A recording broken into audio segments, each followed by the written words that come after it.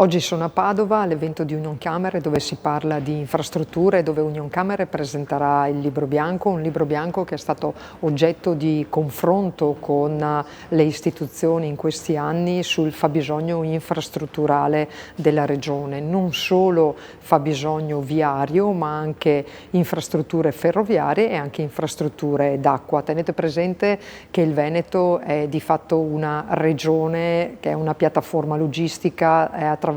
da 3 dei 4 corridoi TEN-T che interessano l'Italia, ha 4 interporti, 3 aeroporti, 2 porti, comunque il porto di Venezia e di Chioggia che io amo definire il porto del Veneto, 10.000 km di strade tra regionali, statali, provinciali, 1.800 km di infrastruttura ferroviaria e 500 km di canali e fiumi navigabili di cui la metà rientrano nei corridoi TEN-T. Un lavoro di confronto con Unioncamere in questi anni molto proficuo e molto intenso, dove ci siamo confrontati costantemente su quelle che sono le necessità, i fabbisogni della Regione, non solo per i cittadini ma anche per le 420.000 imprese che costituiscono il tessuto economico e produttivo della nostra Regione. Oggi tireremo le somme, io avrò l'onore di fare le conclusioni di tutto ciò che verrà detto questa mattina. Ringrazio Unioncamere per l'opportunità, per